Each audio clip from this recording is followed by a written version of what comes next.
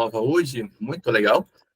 Estamos aqui toda quinta-feira, 8 da noite, para falar de um tema específico. Estamos eu e Simone falando sobre a questão da educação escola para neurodivergentes hoje, e que é o tema de hoje. Eu trabalho com psicoterapia para pessoas neurodivergentes de maneira geral, e é isto. Curtam, compartilhem, por favor, no YouTube.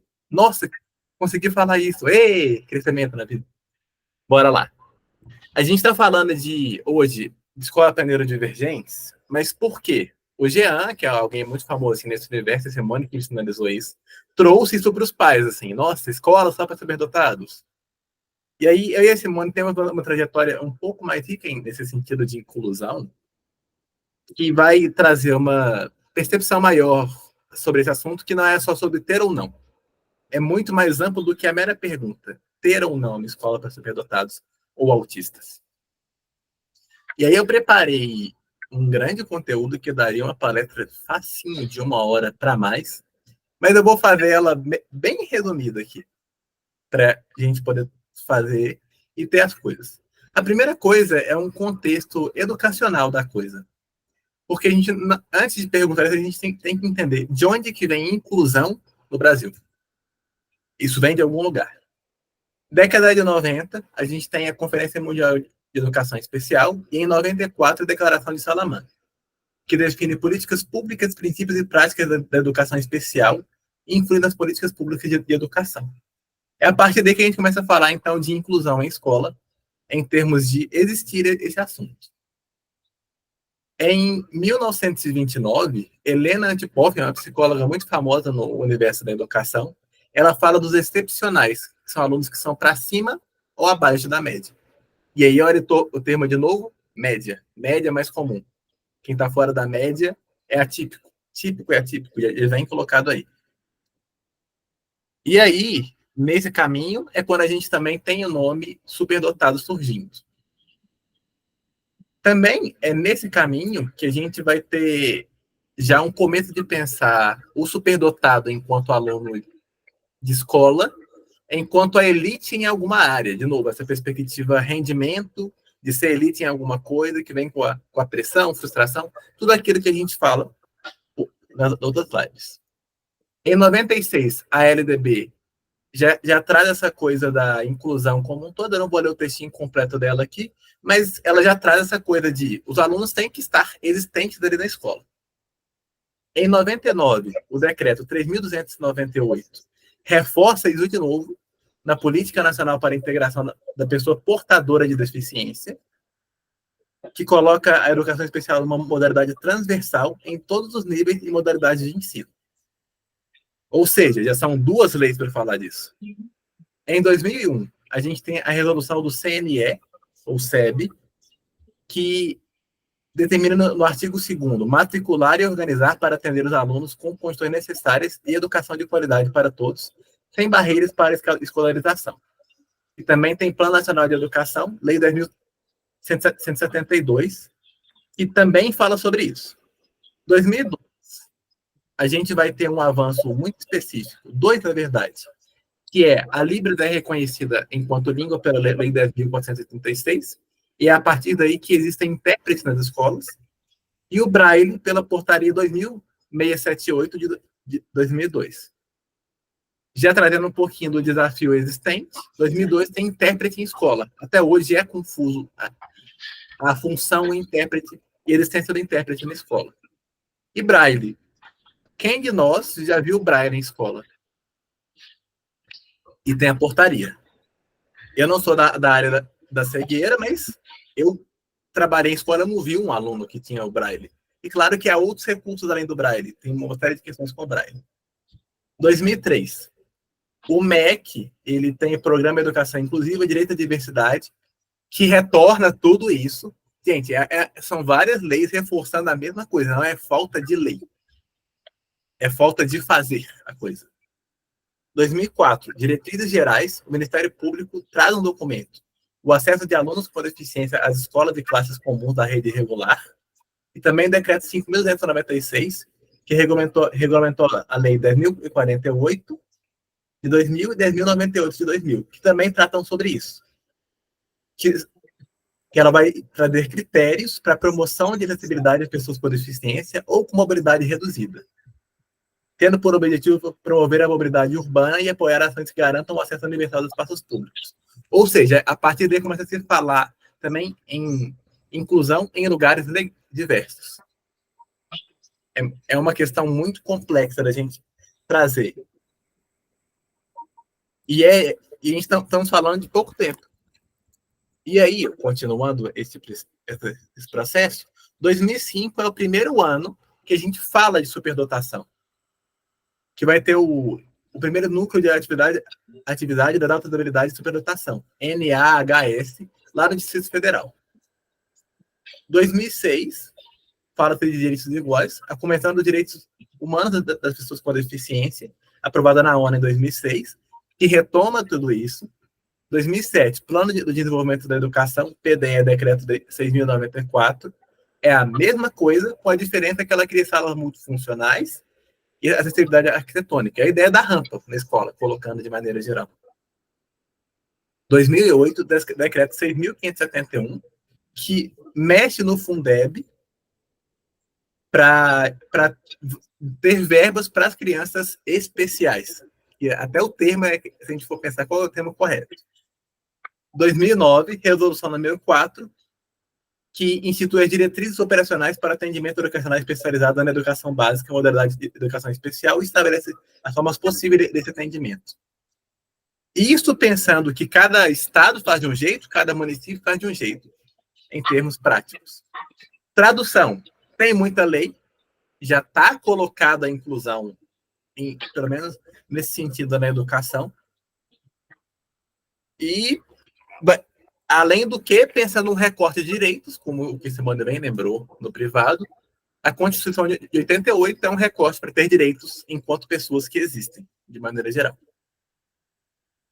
E isso já coloca para a gente que pensar em educação para superdotados, separar uma escola, já não é uma coisa tão simples. Uma atualização em termos do universo dos surdos tem uma lei para Belo Horizonte para a escola bilíngue, que é a escola que a Libras é a primeira língua. Mas mesmo assim, como é que isso vai sair é outra história. É um outro processo. Inclusive, o nome da lei chama Edman Surda, que lutava por isso, que eu sofri o acidente. É um fato curioso de se pensar. Beleza. Até aí, alguma questão? Vocês têm dúvida nesse sentido? 1, 2, 3. Posso entrar um pouquinho? Vai. Então, todas essas discussões sobre a humanidade, né, começam, sobre todo mundo ser igual, começam pós-Segunda Guerra, né, pós-Holocausto. No mundo todo, a criação da ONU, todo mundo começa, né, a ver assim, mas é diferente, mas tem problema, né, as atrocidades que foram cometidas. Então, é assim, é uma consciência que foi construída praticamente, né, durante os últimos 80 anos, né? No Brasil vem a nossa Constituição logo após a volta da democracia, né? Com a universalidade do direito à educação. Então, assim, é uma conquista muito grande, que a gente já nasceu nesse mundo, né, um pouco mais avançado, então a gente acha que é óbvio, né? Mas é uma conquista dos últimos anos, né, muito intensa. Sim, justamente. E aí eu parto para... A partir daqui já não tem mais artigos e referências. O único artigo que eu usei foi esse, que a Simone mandou. O resto é pensar sobre a própria coisa. A gente vai ter que falar um pouco sobre a lógica de pertencimento e normatização. Existe o normal. Quem está levemente desviado do normal é anormal. Esse anormal não tem lugar. Ou tem. Talvez ele cria um lugar. Mas o anormal sempre está fora dessa média. A escola nossa hoje é baseada para a média. Se você não é aluno mediano, você vai ter problema. Se você fica internado um mês por doença, você vai ter problema. Estou ignorando qualquer outra coisa quando eu falo isso. E se você é um aluno mediano, você é ignorado, porque você cumpre tudo, não dá trabalho para a escola, eles não sabem nem seu nome. Você Exatamente. passa ali na... Exatamente. E aí, então, a gente entra numa situação de ou você se normatiza e fica igual, ou você cria seu próprio grupo, como estamos fazendo agora. A gente está se renormatizando para criar um outro grupo lá fora para poder falar, eu sou superdotado, eu sou autista, e tá tudo bem, não olha para mim com estranheza, cada um é diferente. Que é a coisa de normatizar, por exemplo, o uso do cordão comum, tá tudo bem, eu não sou um ET, eu sou de vidro. Como eu e a Lisa sempre trazemos por aqui. E aí, um pouco nesse sentido, eu reassisti o filme do Forrest Gump no cinema hoje, e foi emocionante vê-lo no cinema, mas ele me trouxe uma perspectiva muito interessante educacional. Alguém aí não viu Forrest Gump? Imagina que talvez vocês tenham visto porque ele é um filme que marcou uma geração. Ele é uma pessoa, ele não é burro, apesar dele ter que ir baixo. Ele só foi não ensinado, se a gente for pensar essa perspectiva. Só a mãe.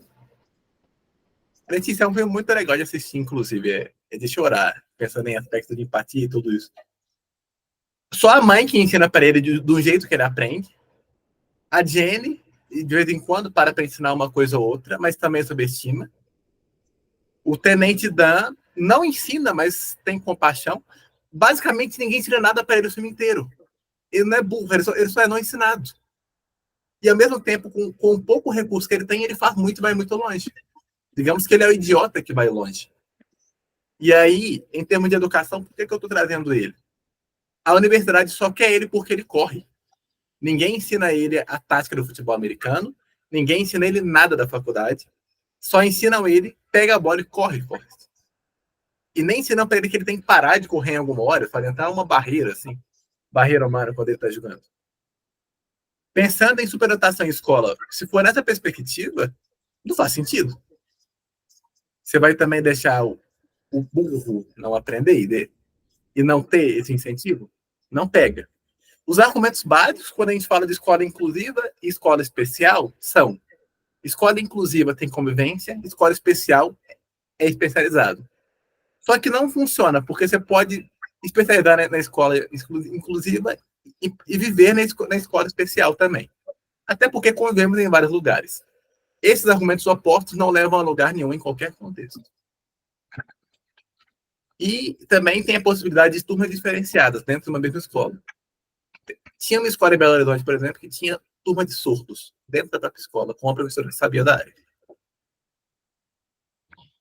E aí, a gente também vai ter agora problematizações básicas dentro disso.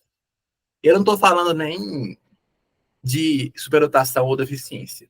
A escola por si já tem problemas. As crianças têm dificuldades de ler. A leitura é mecânica. Eu só esqueci o nome, mas aquela leitura crítica, a leitura reflexiva, eles não têm, as pessoas não têm. 8º ano você aprende equação, as meninas não sabem divisão e multiplicação. Eles são alfabetizados, mas não têm o letramento. Uhum. Eles só decodificam. Resolver só isso já seria um problemão. Ignora as outras questões. Então, pensa colocar a camada agora de pessoas com deficiência, superdotação, pessoas com doenças raras, N outras coisas. Dificulta muito isso. E mais, se a gente for forçar esse argumento da separação, e assim, eu estou forçando ele propositalmente só para a gente entender o exagero possível da realidade. A gente vai separar escolas para gêneros, escolas de estilo de aprendizado. Eu aprendo com música, você aprende com desenho, vai ter uma escola para cada um. Vai ter uma escola de capacidade de aprendizado que tem um risco muito grande de cair em uma escola de elite financeira. Você vai separar por síndrome de Down, por autismo, por superdotação, por cegueira. Ao nível nacional, a separação como um todo não faz sentido, a não ser que você pense em um projeto completo para isso. Não só em cada grupo. E aqui, quando eu problematizo, eu não estou querendo nem respostas. A minha ideia da Simone hoje é trazer mais perguntas do que concluir. É assim. Então, tenham isso em mente para hoje. E também, o ensino de hoje é muito voltado para o Enem. Também tem essa questão.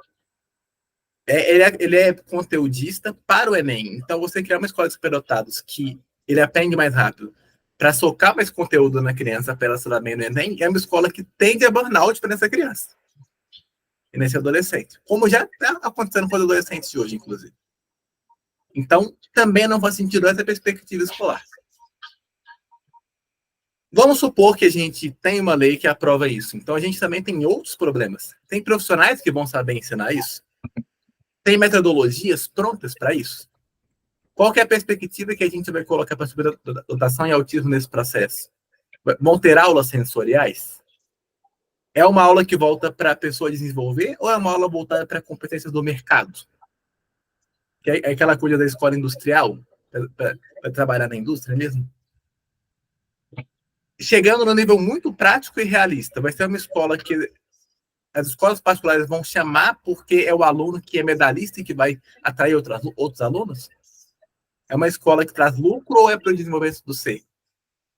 E uma outra questão que eu não sei nem se existe resposta.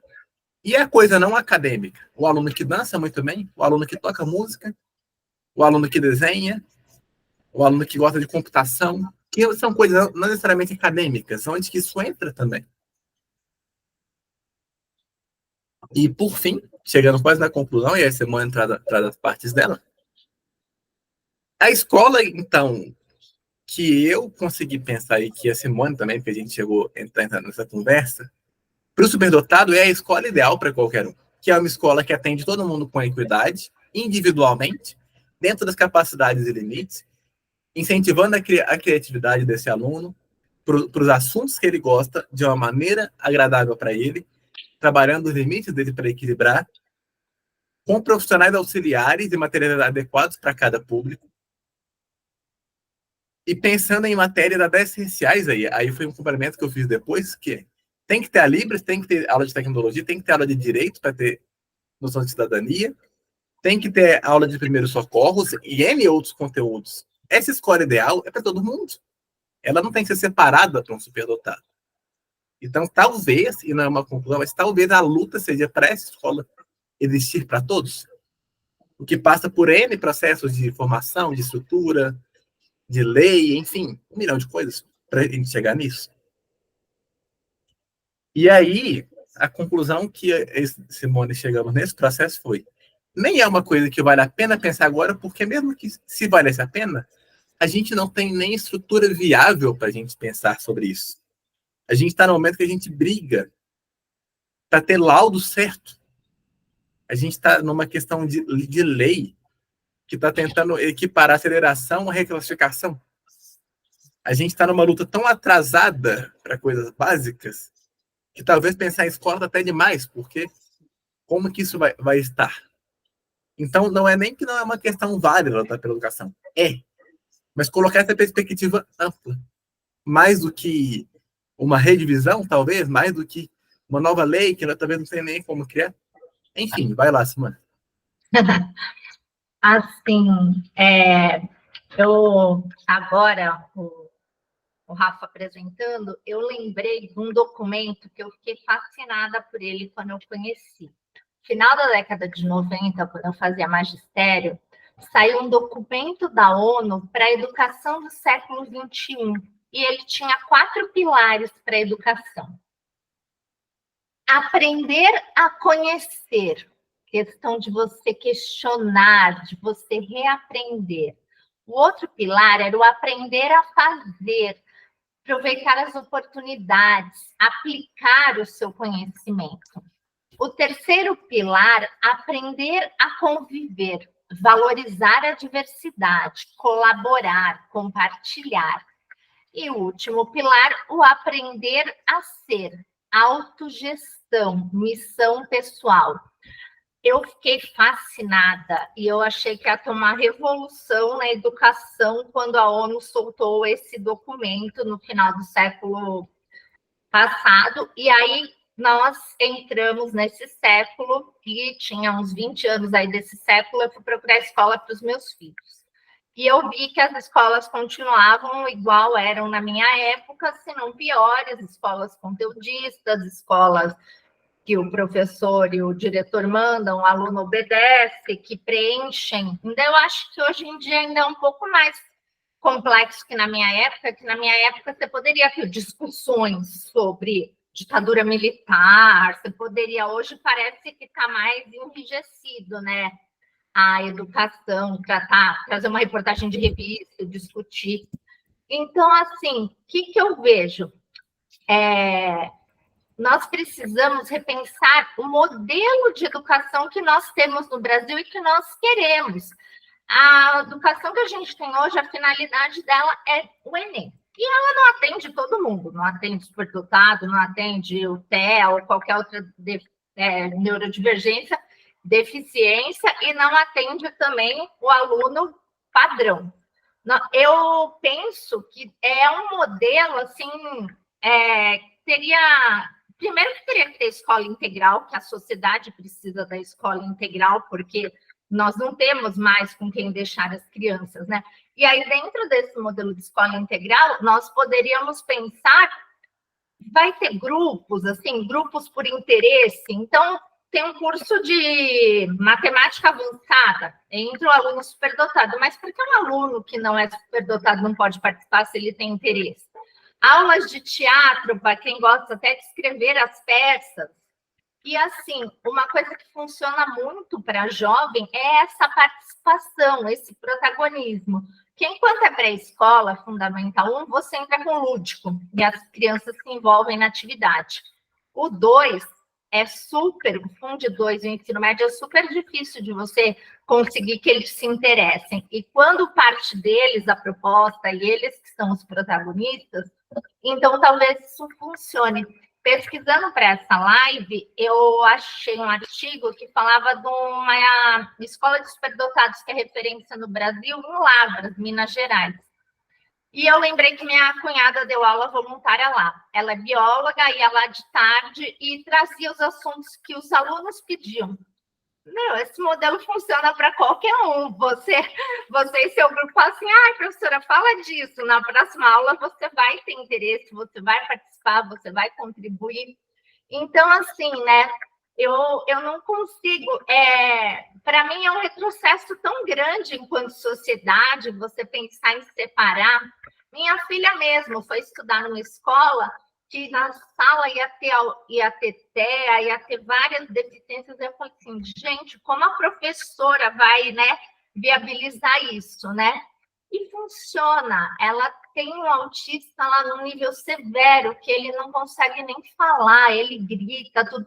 E outro dia, por coincidência, a gente parou o carro na porta da casa dele e elas tudo gritando, Rodrigo, Rodrigo, e ele veio do carro, fez tchau para elas. Então, assim, existe muitos exemplos, existe coisas a serem feitas, mas é uma discussão enquanto sociedade, enquanto país. Vai envolver formação de professor, vai envolver financiamento de educação, vai envolver tanta coisa. E o Rafa também pediu para eu falar, vou até mostrar um livro que eu ganhei de uma pessoa. Eu trabalhei na Johnson & Johnson, e lá tinha um projeto com autistas. E síndrome de Down. Eles trabalhavam lá com a gente. E aí, por coincidência da vida, eu conheci o autor desse projeto, ele chama Clóvis Policastri, e ele tinha sido presidente da Johnson aqui no Brasil e em alguns países da América Latina, e tinha um filho com síndrome de Down. Ele montou uma associação chamada ADID, a Associação para Desenvolvimento Integral do Down. Vocês podem depois procurar na internet. E ele inseria o Down no mercado de trabalho. E eles foram dar uma palestra quando eu fiz pedagogia. E foi ele que me deu esse livro, que é baseado na Escola da Ponte, em Portugal, que é da onde saiu o nosso modelo de inclusão. E nessa live, eles faziam um trabalho tão bem feito de as pessoas com síndrome de Down contavam. Eu lembro que tinha uma menina que trabalhava no Augusto Laranja, que é um colégio de classe alta aqui em São Paulo. Ela trabalhava na biblioteca, porque ela adorava organizar coisas. Então, ela falava assim, eles vão embora, fica uma bagunça, eu organizo os livros. A outra trabalhava na época na Daslu, que era aquela loja chique que tinha aqui em São Paulo, porque ela amava moda. O outro, que era o filho do senhor Clóvis, que ele já tinha saído da Johnson, estava na Credit Card. Eu sei que minhas amigas pedagogas na época, elas falam assim, gente, a gente que é excluída, a gente trabalha numa escolinha de bairro e eles nessas super empresas. E o legal dessa associação era isso, não só empregava no que a pessoa queria. Não era que nem quando eu fiz estágio na APAI, que eles ficavam só colando adesivinho em brinquedo, que era um trabalho repetitivo. Não, via a individualidade de cada um, os gostos de cada um, né? E tentavam funcionar. É isso que eu queria deixar de reflexão para você. É isso. Acho que comentem.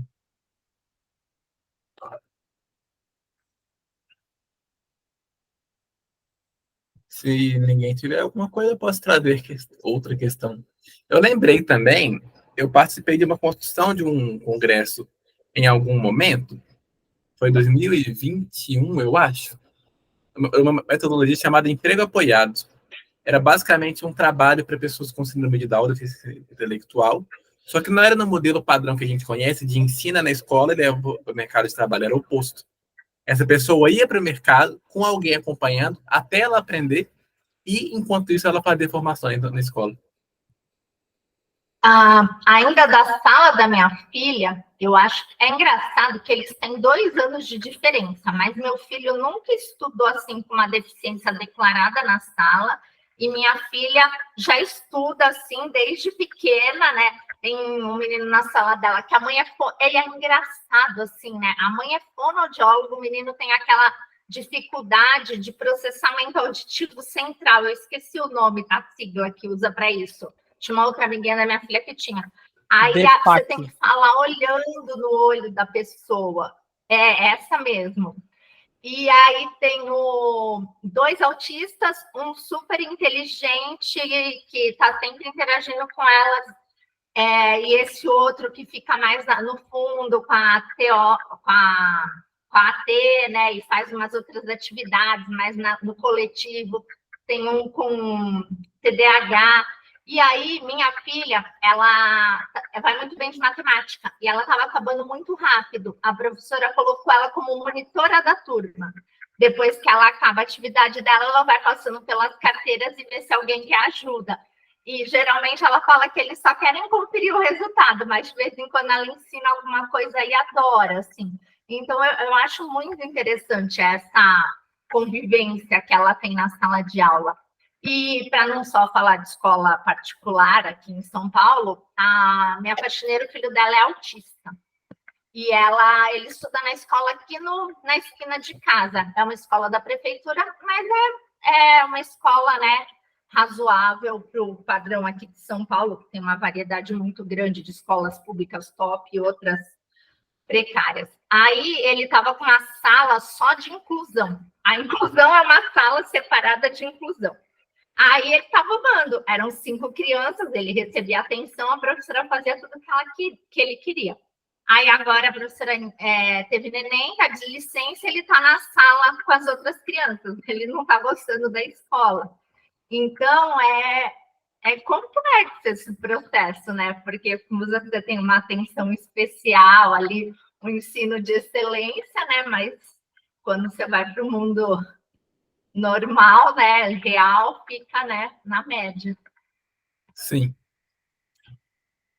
Eu trabalho no museu e uma das escolas que foi lá, eu não vou trazer nomes por uma questão de prudência mesmo na vida, né?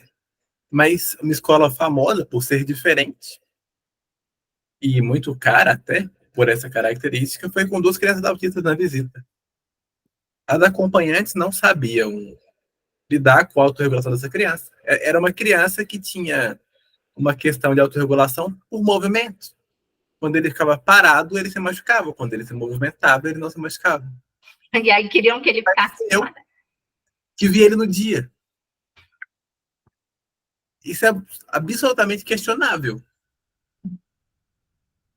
Mas essas escolas contratam estagiários. O curso de pedagogia hoje praticamente é online. Ela não tem vivência mesmo. Eu estava conversando com um professor meu, ele falou que é um curso, não sei, de 1 ano e meio para você conter de forma correta, né? É uma coisa assim, bem, né, elaborada para você fazer corretamente. E o que eu vejo é a contratação. Inclusive, uma troca muito grande desses profissionais que ajudam, porque faz coisa errada, as mães reclamam, mas e acontece a troca. Vai lá, Felipe. É que vocês estão trazendo isso, eu me lembrei de um papo que eu tive com uma colega minha, Você deve conhecer ela do Oficinas Lúdicas, a Laís Lima. Uhum. E ela trabalha com... hoje ela trabalha com educação inclusiva. Ela trabalha, inclusive, num setor de AE. E ela fala que muitas pessoas que estão lá fizeram aquele cursinho de X horas, não lembro agora quantas horas são, mas é pouquíssimas horas, e atuam com 120.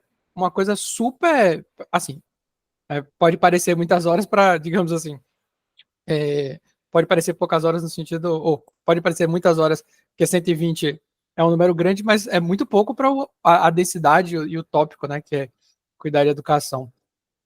Então, me chama muita atenção isso, porque é justamente isso. Parece que é como se o mercado dissesse assim, ó, pra esse povo parar de falar aí, bota um povo aí para fazer educação inclusiva dessa forma aí, libera uma mixaria de verba aí para poder colocar as pessoas para poder calar a boca desse povo aí que tá enchendo o saco. Enquanto isso, eu vou governar, digamos assim, para a maioria.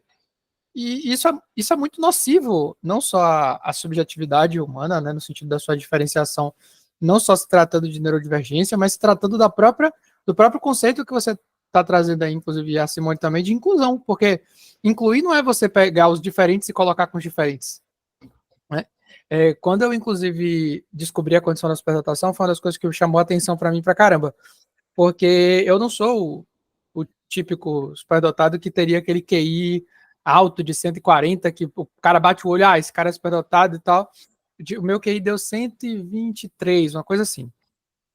E aí, basicamente, a conclusão que eu tive, conclusão vírgula, né? Porque assim, a reflexão que eu tive diante disso era justamente isso, de que o fato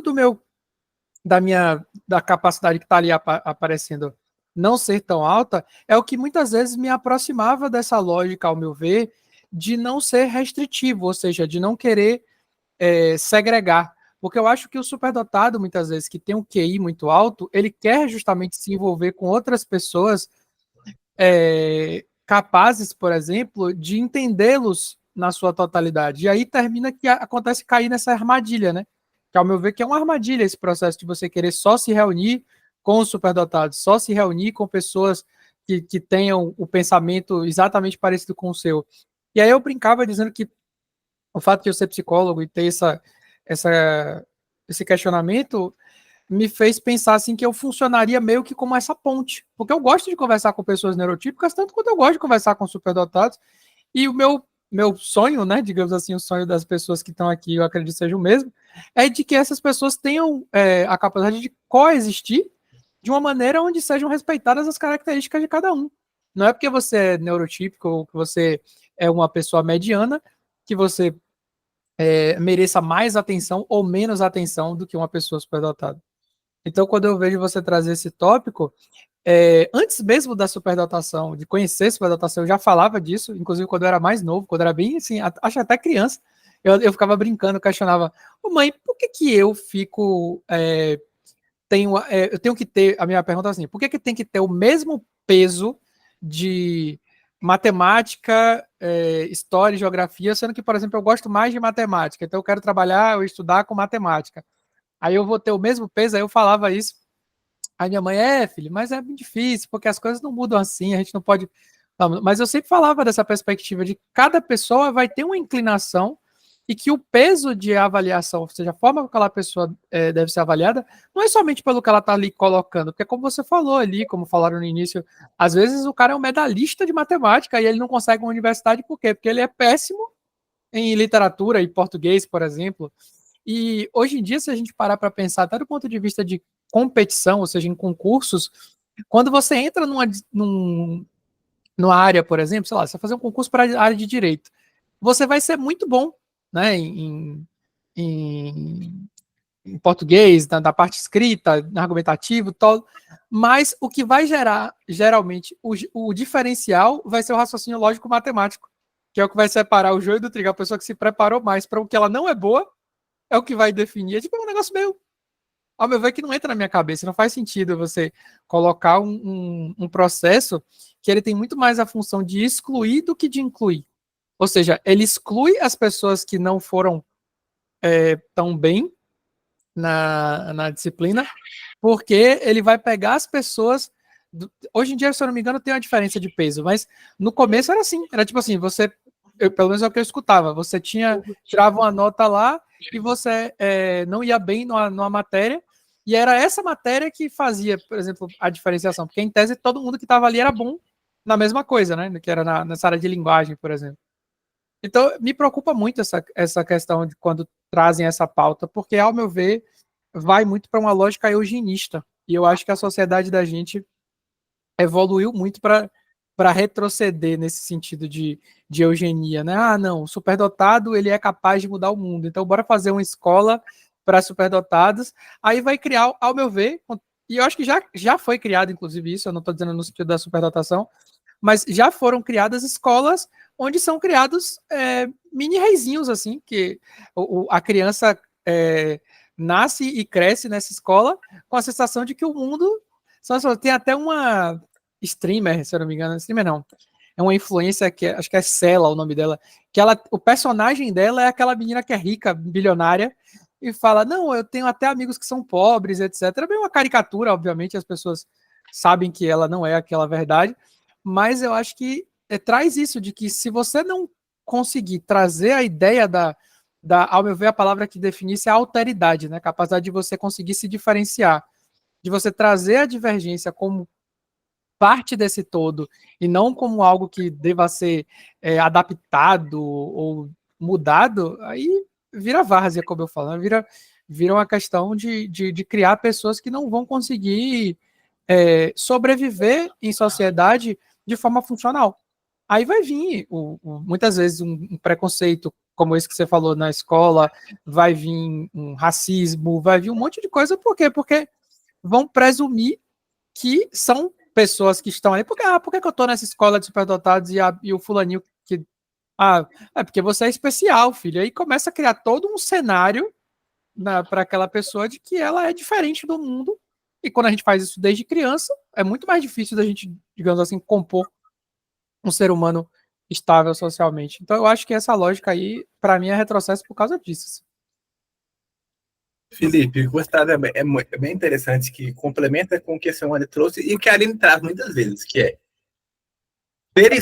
ter dança, computação, música na escola é beneficioso para todos.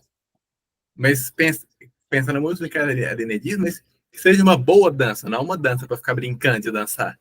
Não uma computação.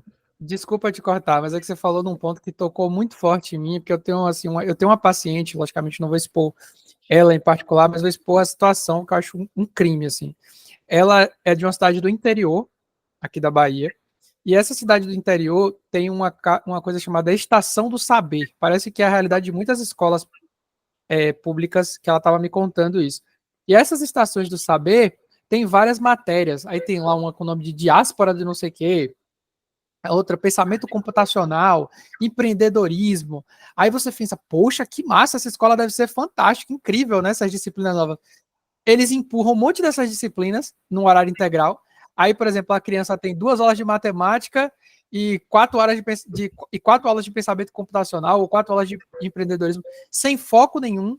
Os professores que dão essas disciplinas não são educados a dar essas disciplinas, eles meio que vão ser colocados ali porque o governo mandou dar essas disciplinas e eles vão se adaptando de acordo com a funcionalidade da escola.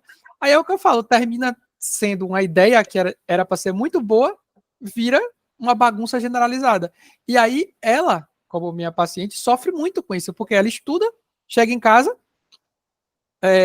estuda, né, o que deu na aula, não cai o que ela estudou, porque o professor está fazendo de qualquer jeito, porque a aplicação daquela matéria está sendo de qualquer jeito. Então, para mim é muito complicado quando você pensa num processo, principalmente quando você fala de aplicação, que é o ponto que a gente está falando aqui. Criar uma escola de superdotados seria incrível do ponto de vista de desenvolvimento daquele aluno, mas para a sociedade eu vejo isso como um grande retrocesso. Justamente. E só para fechar o argumento, que essas aulas venham direito. No modelo de Renzulli, são 3 coisas. A primeira etapa você explora, na segunda você tem as coisas em si, e na terceira você experimenta no mundo real. E aí teve uma aplicação que eu vi em uma palestra que eu fui, que colocaram aulas de música na escola.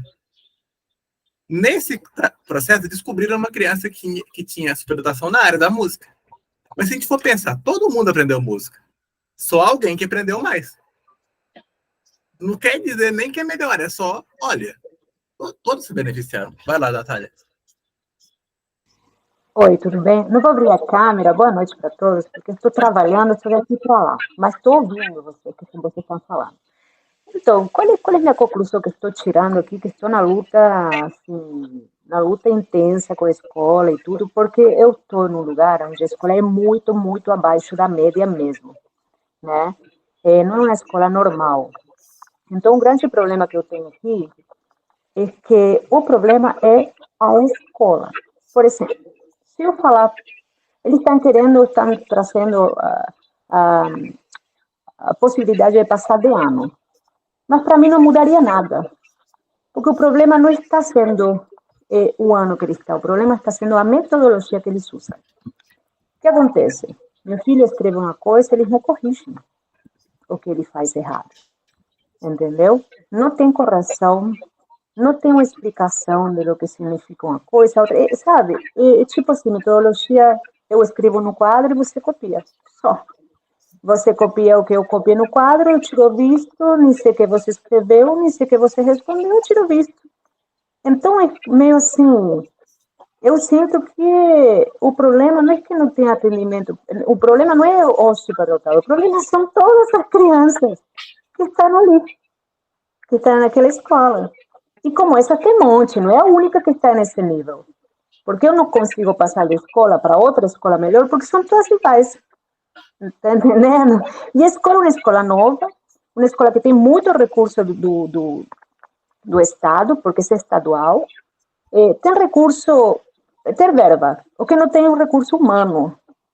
Sabe? Não tem um treinamento para os professores, não tem a metodologia, eles nem usam a metodologia, assim, não tem metodologia. É uma coisa assim, maçante. Então, esse é o problema. Tem um professor que está lá, que não que está lá, que está em outra escola, falou assim, eles me colocaram na aula de recursos, eu estava com um autista nível 3. Eu não sabia nem que... eu não tinha ideia de como trabalhar com aquela criança de 6 anos. O professor é professor de geografia, ou seja, está acostumado a trabalhar com crianças a partir dos 12. Colocaram ele, um aluno de 6 anos, com autismo nível 3. Você acha que isso se faz dessa forma? E não é falta de verba. Não é falta de verba. É falta de vontade de fazer as coisas da forma correta. Eu estou muito chateada. Porque se fosse um problema de verba, eu entenderia muito mais. Mas não é um problema de verba, é um problema de vontade de fazer as coisas certas. E falou para mim, tem uns professores que se o pai não está perto, cobrando, dá uma continha, sabe? Nem trabalha com a criança, só faz o que faz. Mas quando o pai está perto e cobra, ele trabalha com a criança de uma forma mais assertiva, uma forma mais forte. Então, eu estou vendo que o sistema, no geral, está falido. Independente se é superdotado, se é autista, se é TDAH, está falido para qualquer criança. Com o QI abaixo também, ela vai ficar agoniada desse jeito. Ninguém gosta de ficar copiando sem entender o que você está fazendo. Entendeu? E o pior é que eles fazem as tarefas e acham que está certo. Eu estou corrigindo meu filho em algumas coisas que ele faz. Falo, filho, não é dessa forma, mas o professor dá visto. Mas todos fazem dessa forma. Então, não mostra o erro, o que está errado. Então, é um problema, não é um problema porque ele é superdotado, é um problema do sistema, como que ele funciona. Não mostra o erro, não ensina que está errado, não ensina a forma correta, sabe? Então, eu estou muito indignada, porque estou conversando com meu filho o dia de hoje sobre essas coisas, porque eu vejo um monte de erros, coisas que estão de forma errada e não tem correção. Então, adianta passar de ano? Não, nesse sistema não adianta passar de ano. Para quê? Para copiar outro conteúdo, entendeu? Ele vai ficar copiando do quadro outro conteúdo, mas a história é a mesma. Então, o problema, eu acho que já passou a ser um problema do sistema no geral. Claro que a gente pode lutar e tomar a bandeira da neurodiversidade, Mas eu acho que é um problema da instituição toda, porque todas as crianças estão sofrendo. Não só o superdotado, o autista, o que tem TDAH, todas estão sofrendo. Todas estão sendo puxadas para trás. Né? Então, aqui trago uma indignação para o grupo. Eu estou muito indignada, estou muito triste, porque verba tem, o que não tem é vontade nem vocação. Então, é isso que eu queria falar. Justamente, muito, muito importante. Uma fala de mãe trazendo uma preocupação quanto a isso. Posso só falar o que eu falei da verba? Realmente a gente tem um PIB equivalente ao de um país escandinavo destinado à educação.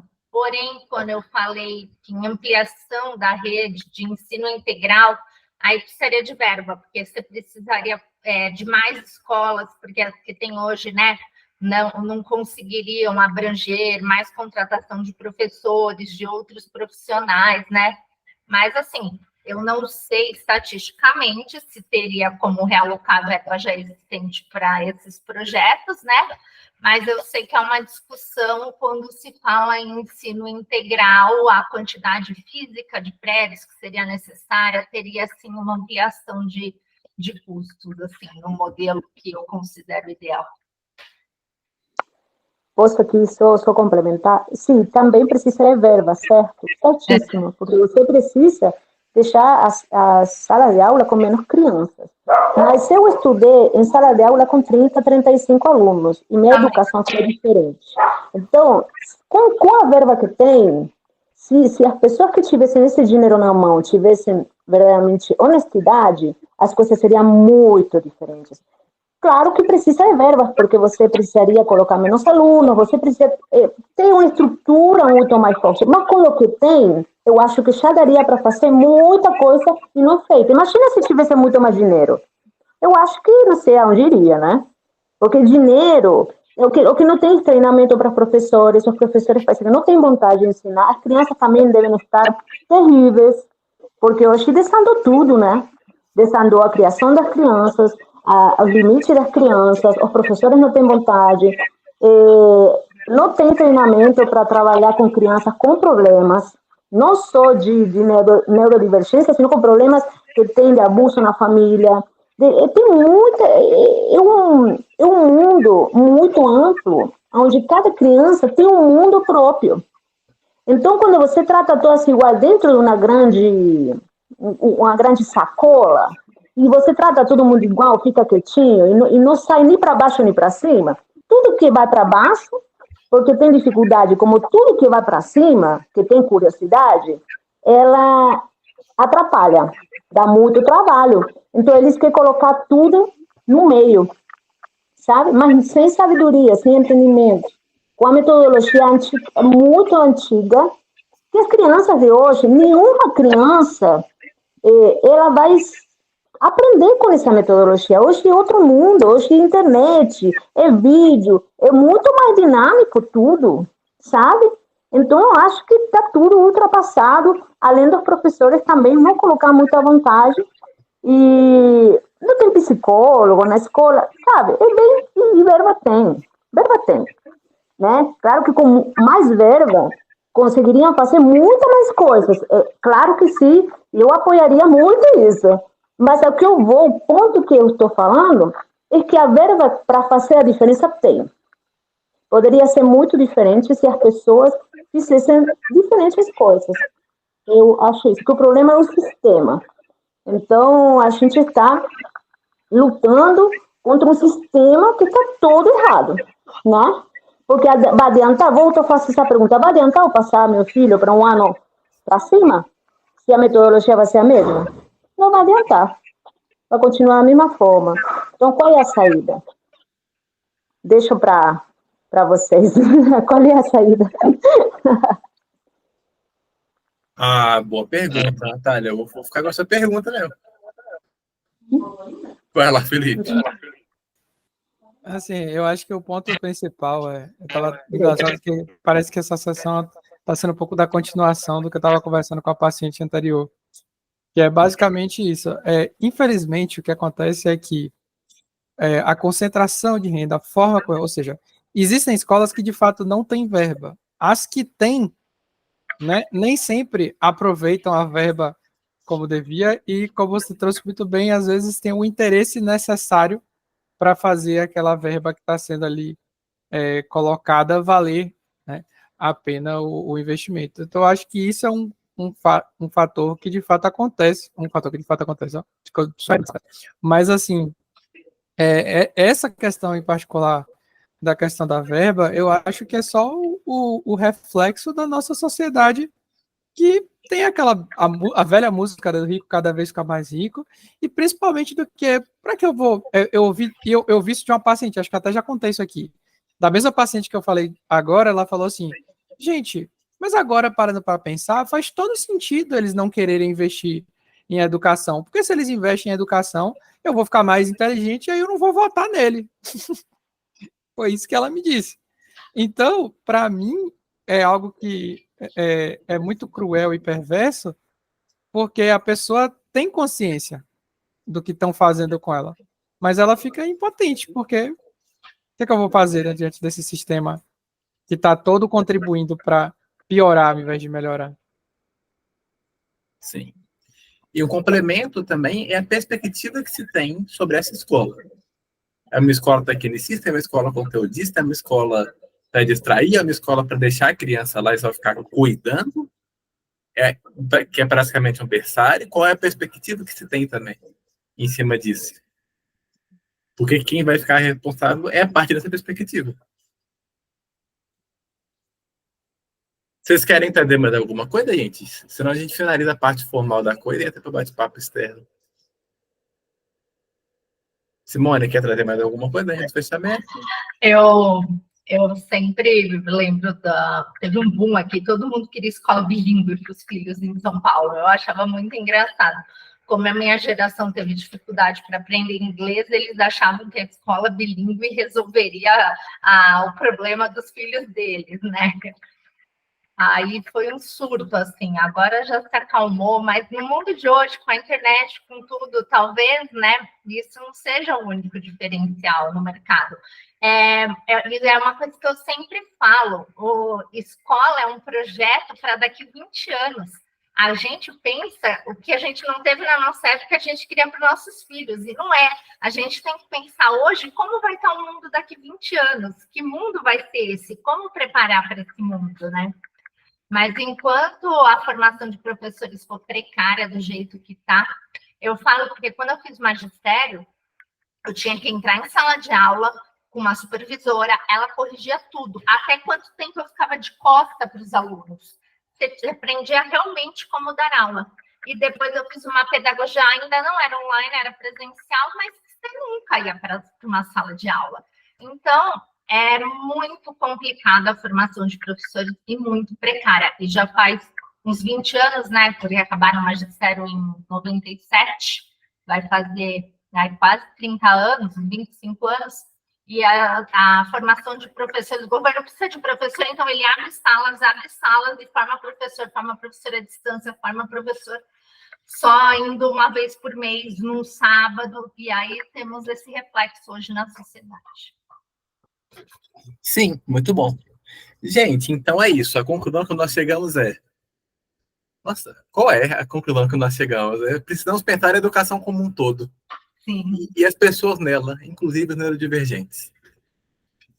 É isso. Curtam, compartilhem, façam o que for preciso para esse conteúdo ir para frente. Obrigadão, gente. A gravação vai ser interrompida agora.